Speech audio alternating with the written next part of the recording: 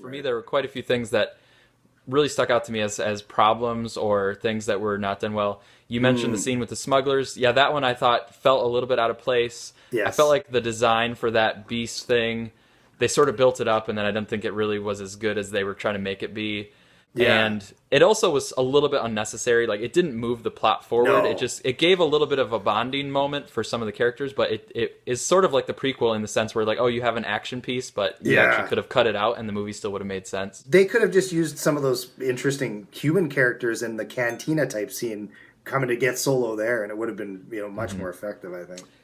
I have several things where I felt like they sort of violated this rule of filmmaking where, Chekhov's gun, like where you introduce a gun, you need to have it go off. I felt like there were Okay. these things that sort of were set up but then didn't pay off. So one Okay. is Captain Phasma. Yeah, So pretty underwhelming. I know. yeah, we got Captain Phasma at the beginning. I'm like, oh, this is going to be a cool new character.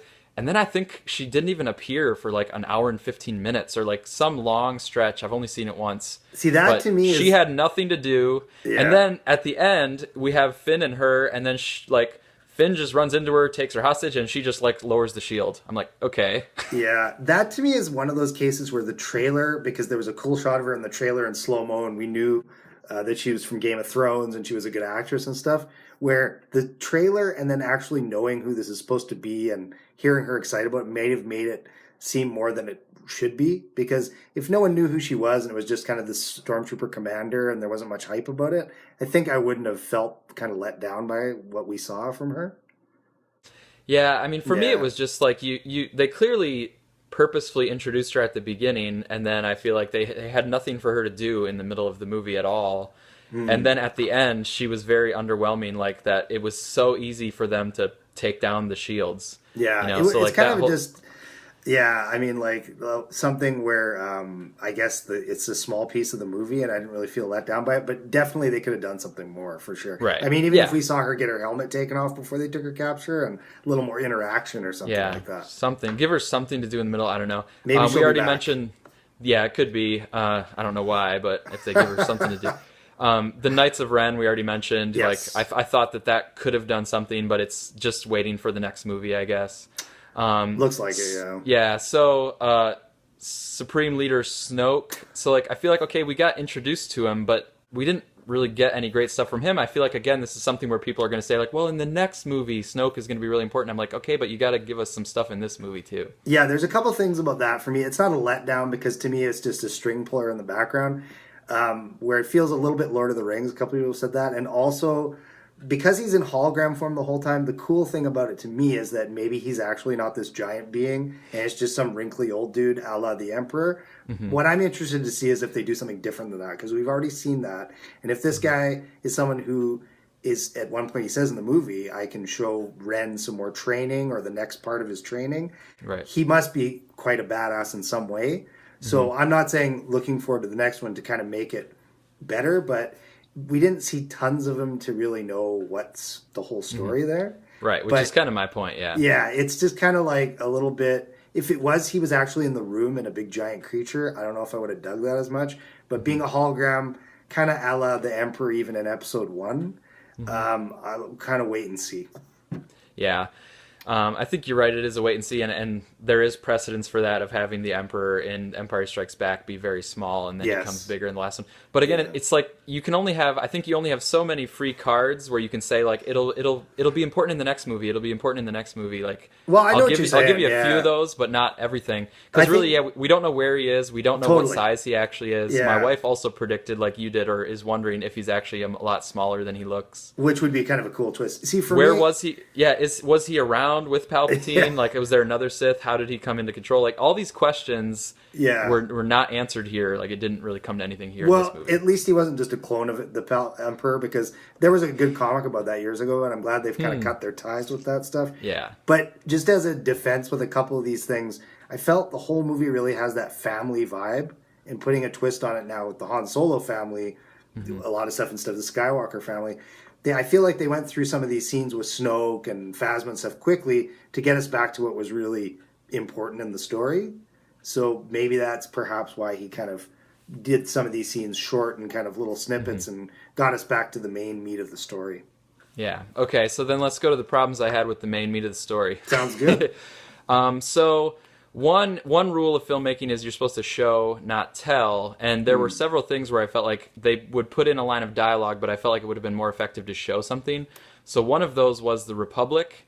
So Yeah. they mentioned, like, I was really curious about the power dynamics now that the Emperor has fallen. What's going to happen in this power vacuum? Right. So we have, like, the First Order is like the military side of things, and then Right. the Republic is the diplomatic kind of political side of things. Right. But they just mention that there's this tension with the Republic, and that the Republic is like a thorn in their side, and the Republic has this Senate. But like, it's just in lines of dialogue.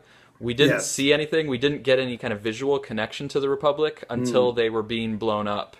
Like, I felt like you could have visually had the Republic be a presence in this movie. Yeah. And I know I they're could trying see to. that. They're basically just doing an adventure story where they follow these characters, but there's this whole universe, and everybody's is connected to the Empire, and so I Well- feel like they could have shown something with the Republic and brought that into the movie a little bit more. I'll give you that. I mean, for me, I think he was trying to walk that fine line. Is that in the prequels they spent too much time showing a lot of political stuff, and it put people to sleep, right? So I think he was trying to avoid that. Really, the First Order and the Resistance is just a different name for the rebels and the Empire. So I don't need a lot of explanation for myself to talk about the Republic. But what I really did like, though, is when they did blow up the planets this time, we actually saw people on them. Yeah. Unlike the old movies or even the special editions. And it was Right. really cool to see it from the other side when they were blowing up these planets. Like, Yeah. small scenes, but pretty effective, man. Yeah, it did make it had more of a punch when you actually Totally. see it coming in. Yeah, that was a good point. Yeah, yeah. Another thing that I thought that they told us instead of showing us was Luke's trauma and like what would send him out into his exile thing. And I know the whole point is like, oh well, they didn't want to show Luke, and they wanted it to be like the last shot, where Right. you see Luke. But for me, it makes Luke come across as like pretty mopey and whiny and kind of selfish, and like, oh, one of my apprentices went dark, so now I'm gonna go pout over here all by myself, and I hope nobody finds me, but I'm gonna leave a little map in case you want to come beg me to come back. Yeah. And like the crawl started with like everybody's looking for Luke, and so like I felt like if Luke has been really devastated in this way where he needs to exile himself, if you would have shown us some of that devastation, we maybe could have like understood it a little bit better. Because where I am right now, I'm kind of like, Luke is mopey. Just because one of his students goes bad doesn't mean you run away and hide. It means you roll up your sleeves, and it means you need to do more and you need to help out because you have these skills. The other problem I had with Luke, two more problems. One's real quick, which is on the Did last. you like the movie? I liked the movie. I'm just but teasing you. the last shot, I felt like she's holding the lightsaber out there for way too long. Like I Okay. felt like she should have like offered the lightsaber, then they should have gotten like a reaction shot from Luke, and then That it should have sounds kind gone of to picky, credits. man. But the bigger thing is the opening crawl says everybody's looking for Luke Skywalker. Yes. And then a lot of the movie is, oh, we need this map because we need to find Luke Skywalker. Right. But I'm like, why do they really need Luke Skywalker? Rey just beat Kylo Ren in a lightsaber fight, and the Resistance just threw together like a 15-minute plan to try to take down the Starkiller base, and it worked, and they actually destroyed the Starkiller base. Like, they've actually had, with just in a few matter of hours or days, had some pretty big victories with nothing to do with Luke. I feel like they should have been more specific for a specific reason that they needed Luke, and I think they should have tied it to Snoke. Okay. I think they should have said, like, the Resistance is working on the First Order, but we really need Luke because of something with Snoke. It would have meant that we needed to get to know Snoke more. Maybe. But I think there should have been, like, a specific, tangible, concrete reason that you needed Luke. Instead, what we have is just this vague reason of, like, boy, we really need Luke. Everybody's interested in Luke. But I couldn't feel it. Okay, let me start with this. So, what they didn't really do for you well that I got from the quick cuts and kind of listening to the backstory is I think that this Knights of Ren part, when you see more of this, and I think that it looks like basically Luke trained this guy and thought he was going to be the next him, or even better than he could be, a la Obi-Wan and Qui-Gon thought Anakin was going to be the best Jedi ever in the old movies, that it was such a shock to him when he wasn't, and basically it looks like he rose up with these guys and killed all the Jedi. I don't even think there's any left. So I think Luke thought of it as his ultimate failure and went into hiding. To me, the worst part of any of it that was really a shame is that I never got to see Luke and Han Solo again in this movie together. I was dying to see one of those classic scenes where they got thrown into some sort of trouble, and they just kind of look at each other like, oh, we're back where we always are, and kind of just a quick moment. Even if they had one scene together and then Han Solo still died, that would have been a huge moment for me as a big fan. Mm-hmm. But with the Luke thing, I did think that they waited way too long in the movie to bring him in. Mm-hmm. But as far as how they went about it and getting there, they were really building up this mythology of Skywalker and everything that happened before within the movie itself. So I had no problem with that. But I could see your point on some of this, but for me, a lot of it is told within the subtext of the movie, and I'm not really, like, if something really didn't agree with me in the movie, like I'm sure it does for you, I probably would have been really thinking about it a lot after, but for me, it answered the questions I wanted, but did leave me hungry for more for the next one. Mm-hmm. I just feel maybe it's going about it in a different way than some of the other movies did. So I think some of the things you hit on, I mean, I saw those things and I inferred some of those things, but they weren't, like, I think you could have made it, from what you're saying, a more personal drive to get Luke. So maybe Kylo Ren has a really personal drive to get Luke, which he does in the movie. Yeah. And then maybe, like, Leia has a really personal drive to get Luke because she's like, this is really challenging and hard, and I wish I had my brother here to help me. Yeah, of course. I give you that, think you could, for sure. Right, but they didn't make it, like... They didn't make it just that personal drive to get Luke. They actually say the Republic is trying to find Skywalker and the First Order is trying to find Skywalker. And it's like this whole universe is infatuated with finding out where Luke Skywalker is. And I was not buying that at all. I would have bought the personal needs to get Luke. I totally agree with you. Like, I can see how you could take it that way. I guess for me, because I think of it as a big family series and story, that's kind of in the background for me. But also, maybe you would have benefited from them being a little bit more like, we need to find Luke because he's the only person that can train more Jedi, and if we kill him, there won't be any more Jedi. Yeah, or maybe you would have liked something like that. That would have been okay. Or if they would have said, like, we need to find Luke because he's the only one that has a chance with Snoke. They like the Resistance can keep fighting the First Order, but Snoke is at the heart of it, and we need Luke to take Snoke. Like, make it more specific and concrete. Yeah, I see what you're saying. I think for me, just honestly, a lot of that stuff is like in the background for me. Like, I believe that that's what's happening. I'm not kind of not that you're picking it apart, but like I'm not thinking about those moments as deeply as I am as the journey of the whole movie, if that makes sense. Yeah. The other thing too, like, I could maybe forgive a little bit of the moping, like the fact that he retreated when really he was probably needed and he should have rolled up his sleeves. Maybe it's a Jedi thing that if you fail, you're supposed to go in hiding. Because in Revenge of the Sith, Yoda gets defeated in battle and then just says, I have to go into hiding. Like, why? Why couldn't you just keep trying to help? I really do think, like, I am not going to say it about a lot of things, but I think with this point, because we only got Luke at the end of the movie, we are going to see some major reason why in the next movie. Mm-hmm. I trust in Abrams or the guy that's directing it. Ryan Johnson. Maybe. Yeah. I'm not a number one fan of that guy, but he's a good filmmaker, and the guy that wrote this one and wrote Empire is back on as well. Mm-hmm. And this movie was dark enough. So they're going to have to take a different twist in the next one to give it that emotional punch. So I really do think that they are going to come through with a reason why, because Luke Skywalker would not just leave if, that doesn't in the character that I've known for years, right? Without a huge reason. Right. Yeah. I think they should have shown that to us in this movie, but I agree with you. I think it would have been cool. But if I do get some of it in the next one, that'll be okay for me too. Yeah. We're not going to have time for all of my other critiques, but I'll just mention a couple, and then I do want to talk about this plot hole that I believe I want to run by you. Okay. But a couple small things. So first of all, there were lots and lots and lots and lots of coincidences, which I can buy some of them, but it's a Star Wars movie. There was a lot. I know, that's why I give them a few.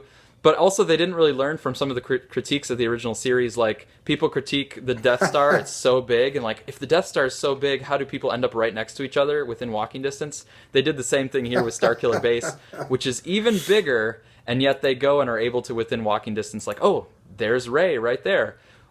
They also haven't learned to put up railings, which, and then... Okay, man. Wow. I also didn't like they're coming in light speed and they're going to go into landing.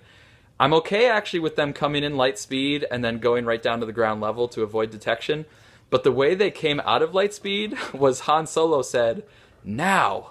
I'm like, you're not going to do something that's that precise with a voice command and then like your hand pushing it, it would be computerized. So like I I guess, can go man, along with that's some of these, like but not all of them. you're Uh, putting a little bit of Star Trek in my Star Wars here, man. Well, there's gotta if they start talking about the light speed, then they're giving it some scientific thing.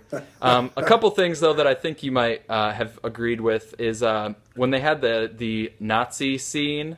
I thought it Oh was yeah, okay that's to pretty it right was on the nose, eh? I was okay with it until they actually raised their hands at the very end, like in a sea Kyle. And I'm like, okay, it was pretty Nazi-ish, and you didn't need to throw in the sea Kyle. That was like a little overkill. I Yeah, they also really, thought, even in the trailer, right? Like you knew that was that's pretty on the mark for what the propaganda films were back then, you know? yeah, and when they raised their hands like that, to me, it took me out of the movie because I'm like, wait a minute, that's like an Earth kind of signal. It just went one step too far in totally aping the Nazi stuff. I didn't like I the could see that. boyfriend line. Finn had a couple lines where I felt like it didn't seem like Star Wars. Like it doesn't seem to me like a Star Wars movie to ask about your cute boyfriend. And then another I small one guess, yeah. is with Poe possibly being dead. I'm okay with us like wondering if Poe is okay and then having him return later in the movie. That's okay. But I didn't like that the filmmakers tried to like convince us that he was dead. They actually have Finn say like he didn't make it. I'm like, how would you know that? You didn't see his body. You landed far away. Of course, he could have landed far away from the ship also. Like I think they could have just said, "I wonder what happened to Poe," and then later he comes back and we're happy to see him again. But my bigger I guess, yeah. yeah, it was a lame attempt to try to like get us to actually worry that he was dead when we all knew he wasn't dead. I guess, yeah. My plot hole that's actually the biggest thing, if you have time for this, Yeah, yeah. is a lot of the motion through the movie is this kind of MacGuffin of the map that BB-8 is carrying. Yes. And overall, I didn't like BB-8 as much as other people, but he had a What? couple good moments. But overall, I thought Wow. didn't do a lot, and he I was thought he was also like great. unnecessary for big parts of it. Jeez, But man. he's carrying these maps, Mm. and like 6 or 7 or 8 times, people make important decisions assuming that the BB-8 droid still has the maps. And I do not think that is a rational decision at all. Why would they assume that that droid still has the maps, and now he still has it, and then he still has it, and he still has it? At any point, as soon as the droid meets up with anybody, and when they go off planet and they meet someone else, at any of those points, he could have passed off the map, and somebody else could have taken them and left in a different ship. And I didn't think Bah. it wasn't rational at all for the First Order to assume that the map is still with the droid, and it's still with the droid, and it's still with the droid, and it's I'll still give you with the droid. that. But man, like really, you know, by Star Wars lore, we didn't see him plug into anything and upload and download stuff, and that kind of seems how they do it. So Yeah, that's I'm not right. saying I'm not saying the thing where oh he could have copied the data files and then transmitted them some other way. I'm saying even if it's the physical map, there's no reason that they should assume that the BB-8 still has it and still has it and still has it, and it happened time after time after time. I guess, or you could also look at it the way that they thought if he has it or not, they're going to find Skywalkers and they're going to follow them too. Just to like follow the droid back to the Right. base or something. Yeah. I mean, that's kind of an old school Star Wars thing too. I mean, like I see your point on a lot of this stuff, but I don't know. I really enjoyed it, man. Like I didn't pick it apart and think, wow, like there's so many plot holes and things I didn't enjoy. Like they really won me over where I was kind of a little worried that it wouldn't hold up, you know? Yeah, for me, I still liked it, but Yeah. there was a lot of stuff, filmmaking and sort of from planning it out wise. I guess my biggest thing is I didn't get that sense of like of wonder and exhilaration when they beat the Starkiller base because it was actually kind of a downer moment. And then there were all these things that I was looking for. I'm like, okay, they set this up, they set this up, they set this up, and then not many of them paid off. They actually seem like they're all going to pay off in the next movie. See, I don't know. I didn't get that at all. Like for me, being a huge Star Wars fan, I thought I got more than my, you know, it's like having a sundae with every topping on it of how many callbacks I got. And more importantly, though, like it really made me feel like I was watching Star Wars, as I said before. And like the performances were good, the action was good. And, you know, people that aren't even huge Star Wars people liked it as well. And I just think overall it was a real good time at the movies and made me excited for more. And I don't know, I just think it's like, it's in a good hands, whereas the prequels kind of got me right off the bat, like a little more kind of like kind of the way it felt like for you, maybe, where you're like, oh, there's a lot of things that I don't know if I liked. Whereas for me, it was kind of generally a really great feeling. Yeah. Yeah. I mean, I agree with you that it has rescued the series. I mean, it's heads and shoulders above the prequels. Yes. And I am curious to analyze things more, and I'm curious to see the next movie. So I guess that's good. But Yeah. I feel like this feels like a part one of a two-part movie instead of feeling like A New Hope, which was a kind of a standalone movie itself, and then they went on from there. Really, eh? Like for me, the only thing is the end with Luke. I'm like, that's too short, and the way it ended that way. But overall, I felt like it was a complete piece, except for that ending of the movie. Before we finish, what was like your favorite part? Because like for me, besides everything, when I first saw Han Solo, I'm like, wow, he looks way too old. And then as soon as he started acting in his scenes, I'm like, this really feels like a great extension of where his character would be 30 years later. And like not being a good dad, and like it totally goes with the character, you know? Like I really thought his performance and then what ended up happening to him was awesome. Like it worked well for the character. Yeah, I was okay with Harrison Ford and Carrie Fisher and the little bit of Mark Hamill. Yeah. My favorite part was probably the beginning with Rey. Like when we got to know Rey in her original settings, and then sort of like, oh wow, she's got some skills, she can take care of herself. Yeah. And I also liked the part when she uses the Jedi mind trick later on. Yes. But That was overall, awesome. I thought Rey was a good lead kind of throughout the whole thing. I liked how resourceful she was. Yeah. And how she has this strong connection to her family, but she also has a lot of this knack for the Force and is very good in a pinch. Yeah, and honestly, all the new main characters did great. Like Oscar Isaacs doesn't have as much screen time as the other guys, but I thought it's funny after the movie. I thought, okay, well, Han Solo's dead. If there's the next Han Solo type character, that's totally him. So kind of works in a way. And I thought John Boyega did great as well. It kind of gave a dimension to the bad guys actually not wanting to go and kill people, and kind of a different twist on a lot of the stuff we've seen. And then obviously, as we said before, Rey did a great job too. Yeah. Boyega did good. I think the writing for his character was a little bit uneven, but Rey's I thought was really solid. And like I said, Kylo Ren I think is pretty intriguing, and I think could go somewhere really good in the next movie. So Yeah, it was exciting.